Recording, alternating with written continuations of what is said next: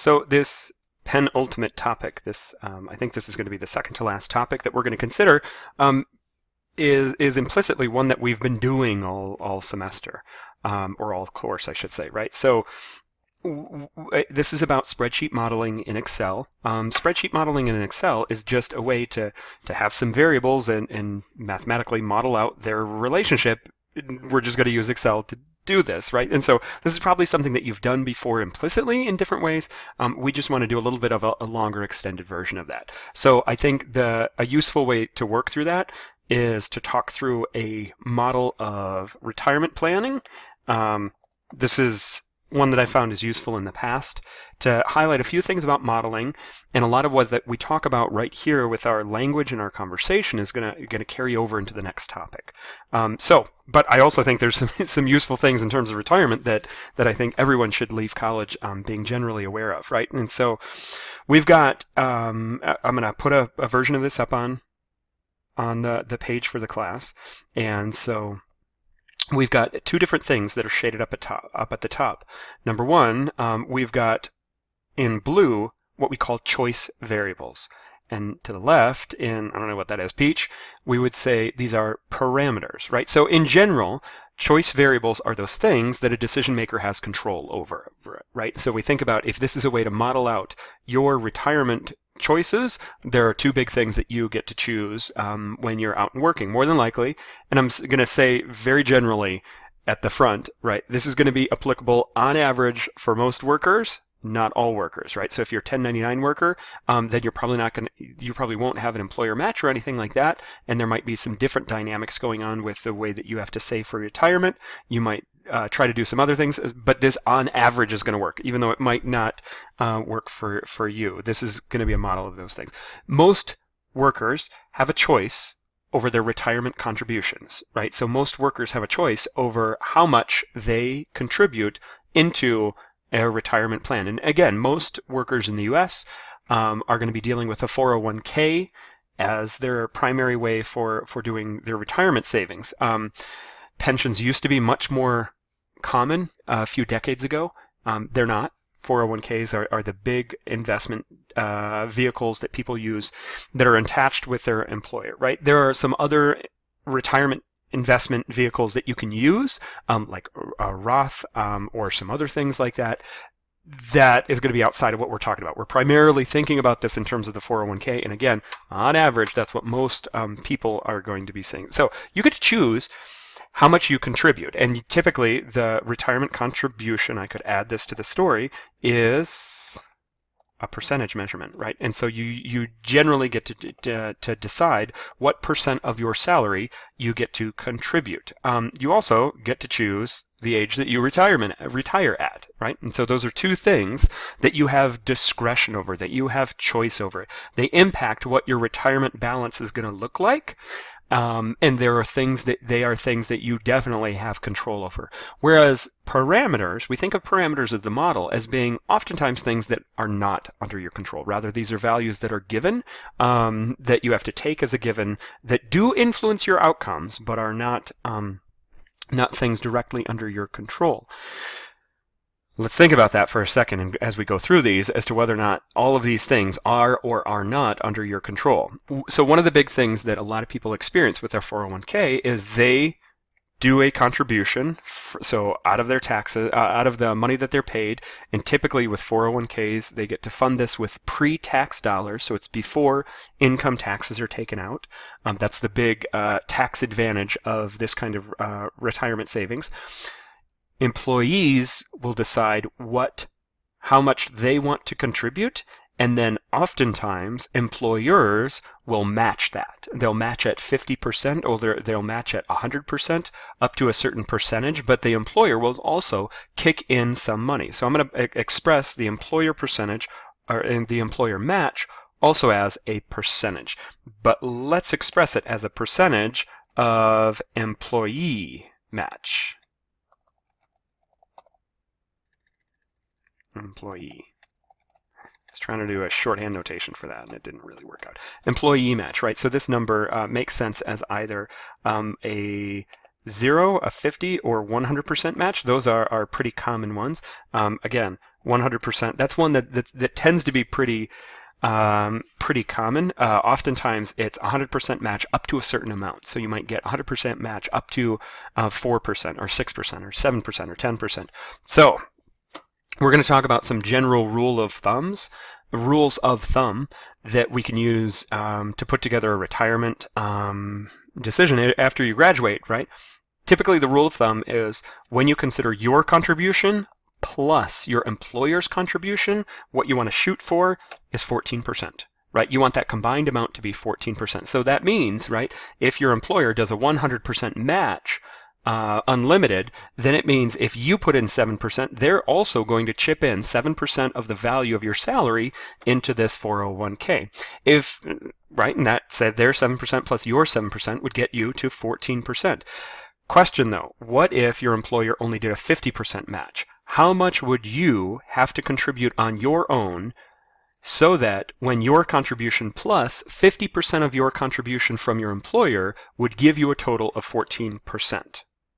Let's go ahead and reset this as the default for 100%, and let's assume automatically that people are contributing 7%. So notice I can do decimals, I can do percentages. Let's enter this as 1. And let's adjust the type of data that it's looking at, right? It's giving a percentage, but I actually want to do this not in that, but let's do it in numbers. And so when I do it in numbers, it goes back to 0, 1. Let's do 1.00. So that I see that, I recognize that as 100%, but mathematically it's going to be easier for me to have that decimal version of the percentage rather than the percent with the percentage symbol. So, okay, my other question that I can ask real quickly is, we said that these parameters, right, a useful way to think about the difference between a choice variable and a parameter is that choice variables are things that you definitely have discretion over that influence your outcome. In this case, your outcome is retirement savings. A parameter is, we said it's useful to think about it as something that's outside of your control, or it's something that usually you don't have much control over.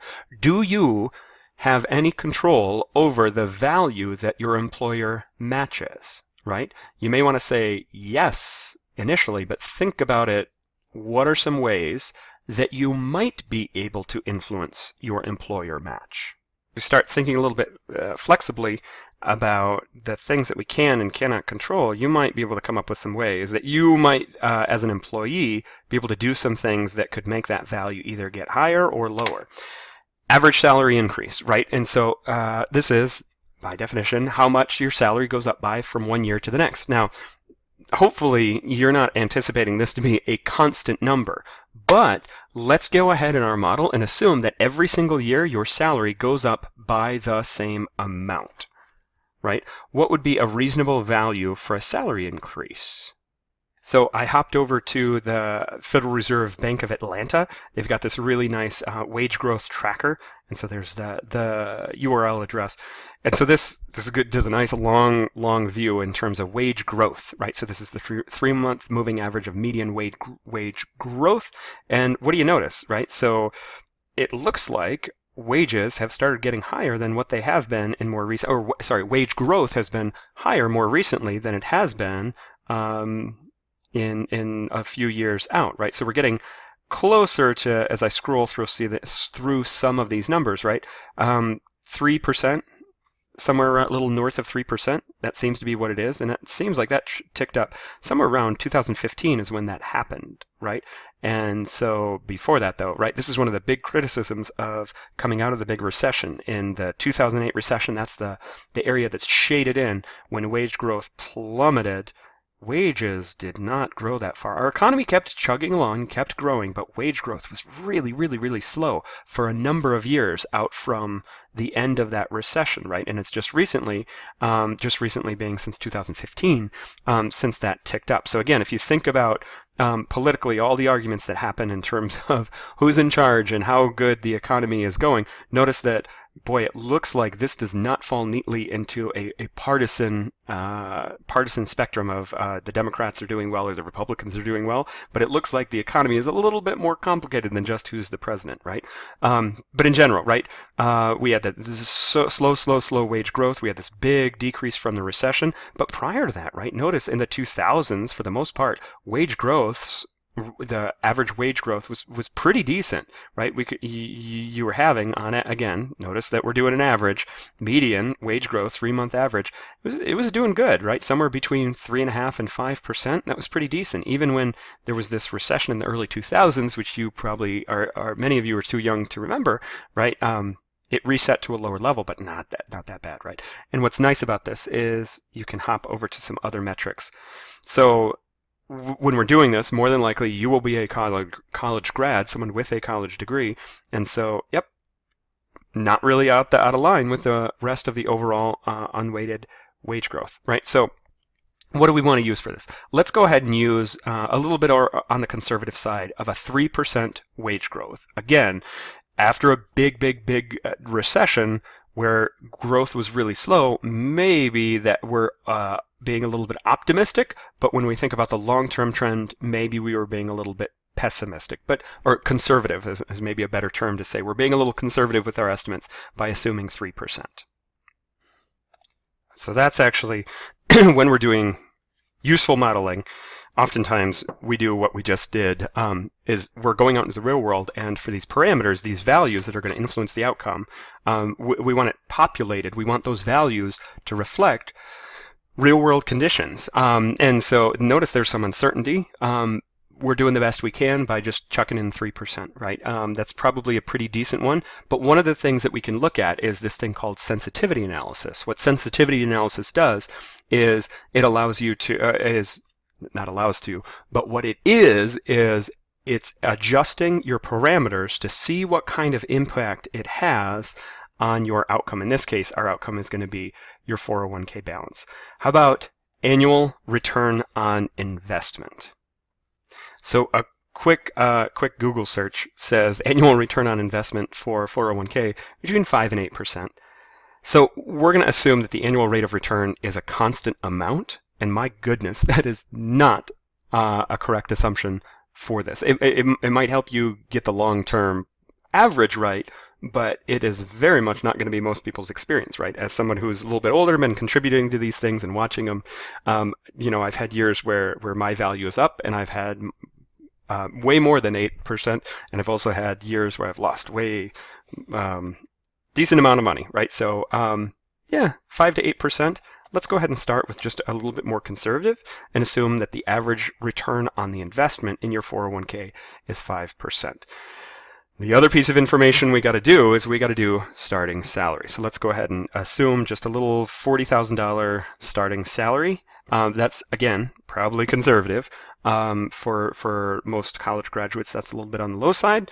But let's go ahead and start building our model with these choice variables and parameters.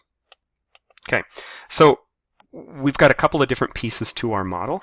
Number one of the things that's going to matter is your age, right? And specifically the age which you choose at retiring is one of your choice variables, but in general, the age that you are along the process, along your lifetime earnings, that also is going to impact the balance. And so let's go ahead and start your age at 22. Let's assume that people are going to start working and earning at 22, but I want this model to be a long-term model. So let's go ahead and add 1 to this. And it's just a way to get the next value. And if I copy this down a decent way, then how far down do you think we should go? Let's see. So I'm getting to the range where maybe this is going to be useful for us to do, right? 59.5 is typically the value or the age that you can be where you can start drawing money from your retirement without penalty. If you want to retire early, say you want to retire at 50, and who doesn't want to retire at 50, all of the money that you've put into your 401k, if you withdraw it to help pay for your retirement when you're 50 years old, you're going to have to pay an extra penalty on it, right? So there's an early withdrawal penalty. It's an extra 10%. You have to pay taxes on the money that you withdraw from a 401k. The money that you put into a 401k is pre-tax, but the money that you take out, you do have to pay taxes on it, and there's an extra penalty if you withdraw before age 59 and a half. And so, right, most people aren't thinking about retiring before 59 and a half because of that tax advantage. Or if they are, you got to think a little bit more creatively about how to make sure your finances are in order to do it. The early 60s is a popular one. We've got two other big ones that should jump out at you. Age 65, that's a popular retirement age, and that's because that's the eligibility age of Medicare at this point, right? So if you've been paying attention to the news, you might have heard about some proposals to change this, right? It's primarily on the Democratic side. Who knows? Hopefully by the time you are, not hopefully, but by the time you are getting very close to this, hopefully that decision is going to be made, and that you might have a little bit of uncertainty so that you can figure out the best way to plan your retirement. But you should generally be aware that there are some people talking about reducing the age of Medicare from 65 to an earlier age. But right now, that's what it is. And so that's also a common age that people retire at. The other one I'm going to point out is 67, right? Or it may even be 68 for your age cohort. But in general, right, you can get Social Security retirement benefits, but only when you reach a certain age. Typically, people can start drawing full Social Security by either age 67 or 68, depending on the year that you were born, right? And so if we go back to a couple of decades, Social Security used to be people would draw it at full value at 65, and then they started delaying when Social Security benefits would start being paid out, but it was indexed to age. So it really depends on exactly the year that you were born. It's going to be a long way away. More than likely, this age 68 is a long way away for some of you. I did a little bit of language earlier that I want to explain a little bit more. I said that Social Security, you can get your full value at 67. You can actually, and many people actually start taking Social Security before the age that they are eligible for full benefits. If you take it early, you forego some of your Social Security. So, for example, you may be able to start drawing Social Security all the way at age 62. It's just if you start drawing at 62, they're going to reduce the percentage that you can get by a certain amount. Every year early that you take Social Security, there's a further reduction. I can't remember offhand if it's 6%, 7%, and they make adjustments to that, so it's not too big of a deal. But just in general, right, you can get Social Security earlier, but you will forego some of your benefits. Think about this, though. Strategically, if you think you're going to die at 69, maybe that financially makes sense for you to start drawing Social Security earlier. If you're going to live to be 98, then, oh boy, you might actually want to go the full value, or you can even delay withdrawing Social Security into your 70s, and it's the opposite, right? If you delay Social Security, they actually pay you to do that. They'll give you extra benefits if you delay your Social Security. And so if you know you're going to have a very, very long life, maybe you might want to change the way that you do this, the age at which you choose your retirement. The problem is, no one knows when they're going to die. And so, you're right, there's uncertainty in this. You can just do the best that you can, but there's always uncertainty. But for our modeling purposes, we've got our age. Pretty straightforward. How to build that model of age in Excel? Yep, we're just using a basic little formula. That's really all that modeling is just using basic formulas. So, what I want to do is I want to populate the rest of these columns with information on the salary, your contribution, your employer's contribution, and what your retirement balance is using the parameters and the choice variables. So what I've got is salary. Hey, actually, that is one of our parameters. And what I want to do is I don't want to type 40,000. Rather, what I want to do is I want to reference that cell so that when I change the parameters, this is what sensitivity analysis is. When I change the parameters, it will automatically filter those changes in the parameters through our model, right? That's why I don't want you to just typing the number 40,000, but instead it's more useful to use the formulas. Okay, we've got your starting salary at age 22 at 40,000. And how about what's your salary at age 23? Remember that we assumed the average or the annual salary increase was 3% every year. How would I go about modeling that, right? So what I want to do, there's a couple of different ways I can do this. Easy way for me to do this is I could just take my salary and multiply it by 1 plus, and then select this 0.03. This is why I wanted to put it as decimals, right? If I create this formula this way, it's also going to do my salary. And if I copy it down the whole list, it's going to tell, oops, what went wrong? I forgot to lock the value in. Oh my goodness, this is so important and so basic, and I forgot it, right? So my value, when I reference a parameter, I want to hold that value in its absolute place. Do you remember how to do the absolute place? Right, so make sure that you're highlighting the cell and column identifier, and then it's the function F4 puts the dollar signs and it locks that into place. And then when I copy it down the whole list, it's going to be putting this, it's going to, oops, what the heck happened? When I copy it down the whole list, there we go. It is keeping the reference of B16 as a relative measure, and so it changes every time I go down a line, but the B5, the parameter, is constant. So again, right, I can change the annual, what if my annual rate of growth of my salary isn't 3%, but instead 4%, right? It automatically, changing that parameter, automatically changes it through my entire salary, or through my entire model, I should say. I want to write the salary one other, a little bit more complicated way, right? So yeah, this formula that we had earlier was absolutely fine, and it would have worked, but I want to do it slightly, a little bit different, but we get to the same mathematical endpoint, right? So what I want to do is I want to reference my starting salary, and again, I need to lock that into place, and I'm raising the starting salary to my average salary increase. So I got 1 plus that average salary increase, and I lock that one in place. And that should be a, oh boy, I got a little typo in this guy. It shouldn't be a it shouldn't be a power, but it should be a multiplied, right? So I'm multiplying it by 1.03, or 1 plus my average salary increase, lock that guy into place, and I'm raising it. I want to raise it to, in this case, if I raise it to the first power. If I raised it to the second power, that would be my salary 2 years out, and so on and so on and so on, right? How could I get this raised to the first power? Well, one of the things that I have is my age right here. It's changing by 1 unit each time. So actually, right, if I took an age of 24 and subtracted 23, this version of the formula gives me the, and then if I copy it down the whole thing, it would give me the exact same values as before. It should have given me the exact same values as before. I had a typo in my formula. This, right, so this is another thing that's useful as you build a model, right?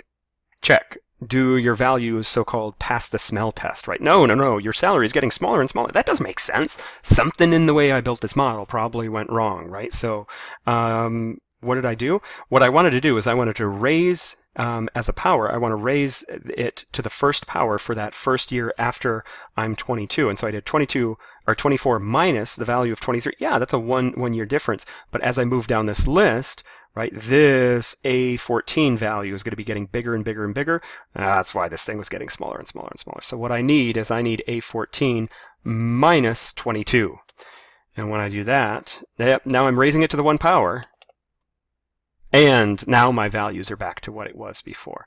And again, if I scroll all the way down to the bottom of this list, if you kept working and kept getting that same salary increase every year, by the time you're 68, you have a pretty decent salary of $155,000, right? So what I want you to do, though, as a question is, can you write out mathematically what does this formula represent? If you use variables instead of Excel cells, could you write out with variables and parameter numbers what is this equation represented by? Right, and the reason why I want you to practice that skill is it's useful to be able to look at a mathematical equation and figure out how to put it into Excel, but also how to look at what's going on with Excel and know what it means in a mathematical equation. And so going back and forth between those is a useful thing to be able to do. We've got your salary. Perfect. Employee contribution. How do I calculate your employee contribution? Your employee contribution is simply, right, the percent that you contribute of your salary. Pretty straightforward. Oops. Do I want to include anything as a fixed value? Let's see, my choice variables. Again, whenever I build a formula with my choice variables or my parameters, those are the things that I'm going to want to held fixed. And so actually that E4, let's go ahead and lock that into place. And so I do that. Yeah, in your first year, you're contributing $2,800. And if you scroll down this entire list, then let's reduce those decimal places. You're contributing more and more and more and more. If I scroll all the way down to the bottom of this list, it looks like, my goodness, if you get all the way to age 68, when you're making $155,000, you're only contributing $10,000. $10,000. Yeah, mathematically that I had to double check my math on that, right? That didn't seem like 7%, but it is 7%, right? This divided by this is indeed, oops, I've got too many decimals deleted for it to show that, but it should be 7%, right? And again, yep, there we go. There's a 7% verified. That's okay to do.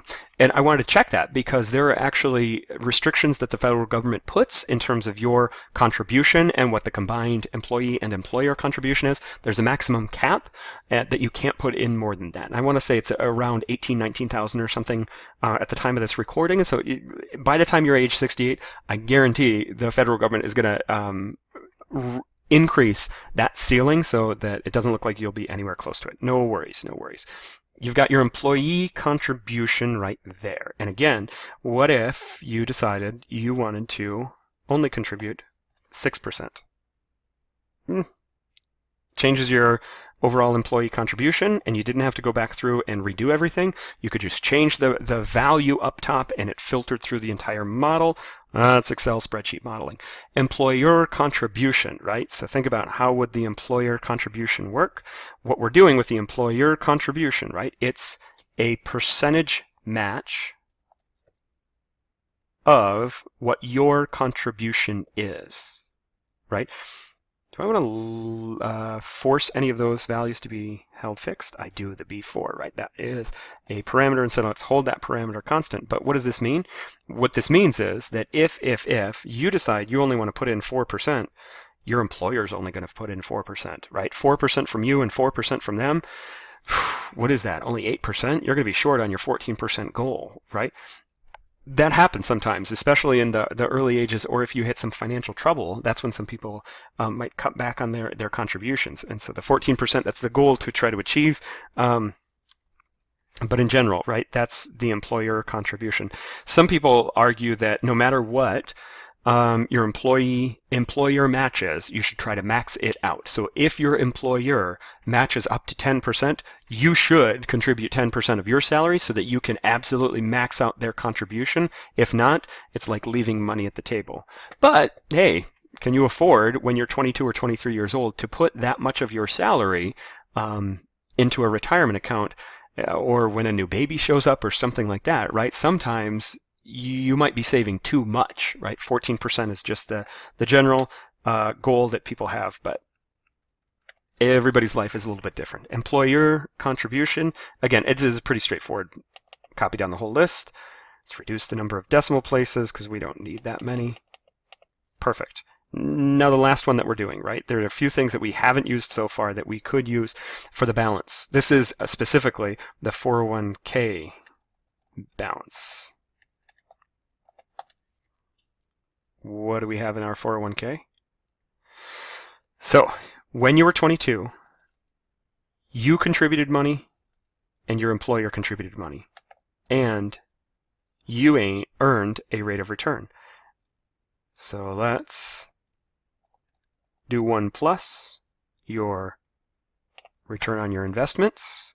And that's a value that we want to link in or lock in.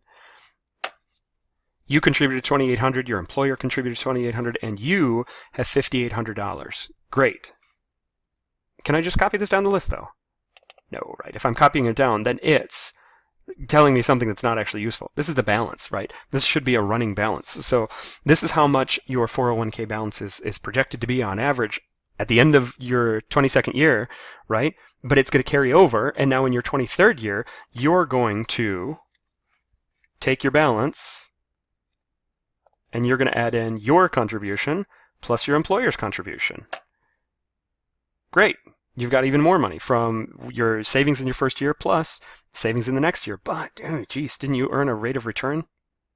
you did. So I need to do a little bit of an adjustment here where I'm taking the total balance at the end of your 23rd year, and you're earning a rate of return. So let's go ahead and find that rate of return. It's the 5%, and that's, again, one of my parameters. So I want to lock that guy into place. Perfect. Right? Yeah, you contributed $2,800 in the first year, a little over $2,800 in the second year, and you end up with over $12,000. Why? Because your employer contributed some stuff and you had a rate of return. Now, this is the big dramatic part, right? If I just click this, it goes down the entire list, and we can see how your 401k balance changes through time, right? According to this model, by the time you're 33 years old, you're gonna tip over that $100,000 mark, and if you keep going along, you'll tip over the $200,000 mark at 39. You'll tip over the 400,000 mark at 47, and what do we got? You're going to tip over the million point at age 60, and by the time you're eligible for Medicare, 1.4 million. By the time you can draw Social Security, $1.7 million. Oh boy, that sounds like a lot of money, right? A couple of things going on. So my main focus right here was on the 401k balance, and so I want to do one quick thing with this. Let's go ahead and highlight age, and let's also highlight the 401k balance. This is such a little temperamental machine that I'm working on. If I highlight those two, I want to copy them, and then let's go ahead and put them in a new sheet, but I want to right click, and if I were to just try to paste these, it would paste those formulas. And I don't want to paste the formulas. Instead, I want to paste the specific values of the 401k balance, right? This was, for different ages, what the 401k balance was. And the reason I'm doing this is because I can make a little graphic out of this, right? I can very easily do a scatter plot, and it's going to show what the 401k balance is. I can also go back to this story, and we can ask a very, very simple question. What if instead of contributing 7%, you instead only contribute 6%? Gosh, that does not sound like a big deal, right? But when you contribute a little bit less, we can add it to this story over here. And I almost pasted it. I got to paste it special. And now I can add a little bit of language to this. So this is with a 7% contribution, and this is 401k balance with a 6% balance. And if I highlight all this data, let's make a line chart of this. This is showing me the difference in 401k balance between different values of my parameters. That's what sensitivity analysis is. Sensitivity analysis is just carrying out your model, but for different values of the parameters so that you can see the impact on the overall outcome of the model. Two other things I want to point out before we move on. Number one, we've got the potential draw. So when you have all this money in your 401k, what do you do with it, right? Eventually, once you start retiring, you're going to want to withdraw that money, and that's going to supplement you no longer working and earning income from your job. Typically, the rule of thumb is what you should think about as the value of your draw is 4%. So I'm just going to go ahead and type it here rather than adding it as a parameter. Typically, the rule of thumb is draw out 4%. If you're going to retire a little bit early, you might want to think about having a lower draw, or if you put off retiring, maybe there was a reason you put off retiring and maybe you don't want to try to increase your draw. Maybe you care a little bit more about leaving money to your children or to a foundation or something like that. Who knows, right? But in general, I'm just going to do the potential draw. So that number that we had at the end sounded like a really big number, right? $1.7 million, but if you've got $1.7 million in your 401k balance, a 4% draw is only a salary of about $70,000, right? Can you live on $70,000? Well, my guess is your answer is probably going to be like, yeah, of course I could, right? But here's the other thing that's going on in the background of this. If I go all the way up to the top of this, we've got your employer match, we've got your average salary increase, your annual return on investment, we've got your starting salary. Do we say anything about inflation? No, right? We're assuming in this model implicitly that inflation is equal to 0. If you had, say, 2% inflation, then basically 2% inflation would reduce your average salary increase by 2% and your average return on investment by 2%, right? Inflation is going to eat up these potential gains from your salary or your investments. And so, yeah, I wanted to make sure that we had said in the background that this model is doing a couple of things with a couple of different assumptions. One of those assumptions is that there's no inflation. And the one final thing that I wanted to do before we closed out this topic was, so I've got my parameters, I got my choice variable, I got my balance, right? So my balance is the balance. I was choosing at an age of 65 to retire. Go down in my table and I got, yep, at age of 65 to retire is the $1.4 million amount right here. But how did I get that quickly, right? I didn't just write that out, but instead I used a V lookup function in Excel, and we haven't used it that much, but if you need to search through a database, this is going to be really useful. And so in auditing and accounting, this becomes a really useful skill to have, and you'll probably see more of that in those classes when you take those. But in general, the big picture version of this. All right, so let me go ahead and start this whole thing over. So the VLOOKUP has a couple of different values that we need to enter.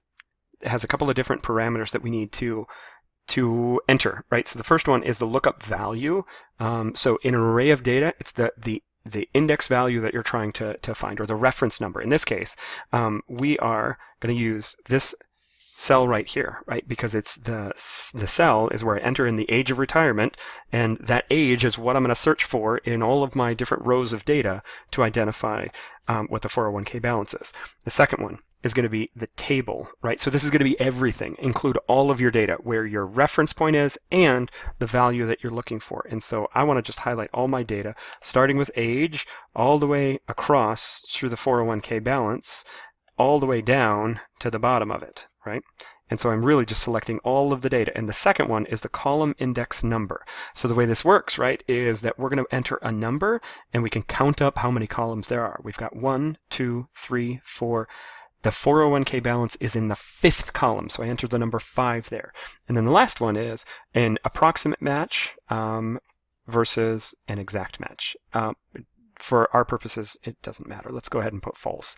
And so when I enter those 4 parameters into this lookup function, it returns the value. And then again, what's nice, right? What if instead you decide to delay retirement until age 68? I can easily calculate. But again, this is just a single value. For the sensitivity analysis, that's where you're doing something where you're looking at a chart like this and talking about the uncertainty that might exist around the values of different parameters.